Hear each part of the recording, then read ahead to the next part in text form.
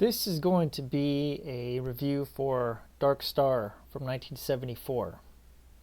This was a John Carpenter and Dan O'Bannon student film for USC, which I believe Carpenter stole, if I'm not mistaken, and then got some more money to shoot some additional footage to pad it out to make a theatrical release.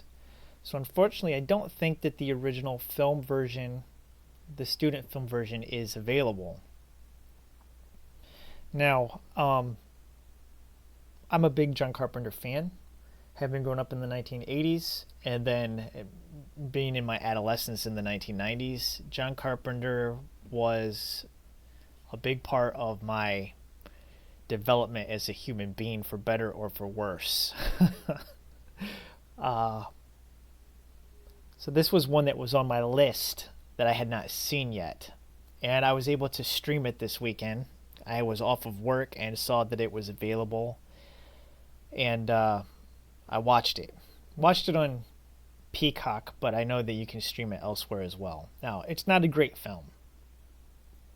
I will say that. I don't think it was a bad film.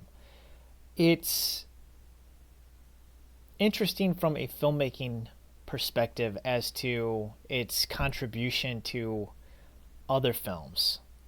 So, for instance, the Dark Star is a ship that flies around and it blows up planets with thermonuclear devices to aid in colonization of the solar system. It's a satire.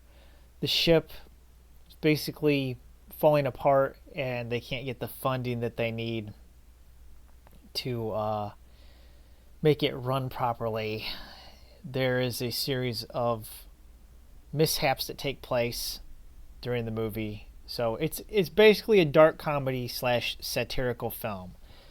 But it does have some really interesting stuff baked into it, such as when the Dark Star goes into hyperspace. The effect is the exact same effect that you see in Star Wars in 1977. In fact, Dan O'Bannon would go to work for George Lucas and do some effects work for that film.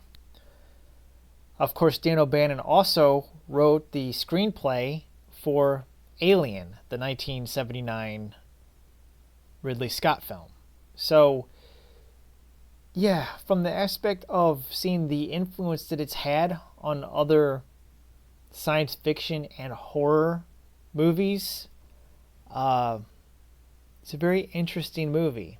It's not one that I would probably personally go and buy on a Blu-ray and add to my physical media library, but nonetheless, I would recommend watching it if you are a fan of John Carpenter, or if you are just a fan of,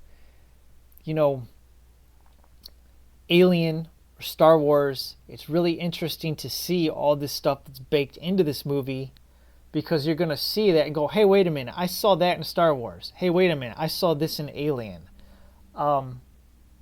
So from that aspect, it's very interesting. And the score for the movie, I believe, was done by John Carpenter. It sounded very John Carpenter-esque. I know that, I think John Carpenter did all the music for this as well. So that's really all I have to say about it. And this is a short review, okay? It's very short. There was a couple other John Carpenter films that I was able to watch that I hadn't seen before, so I'll be doing some mini reviews for those, kind of like this, maybe later on. Of the ones that I watched over the weekend, this was the best of the three, in my opinion. And it's kind of a middling film. I thought that the other two, which I'm not going to discuss here, I didn't think they were that great. They were some of John Carpenter's lesser movies. So stand by for those, and I'll be talking about those over the course of this week. Thank you for watching. God bless. Have a wonderful day.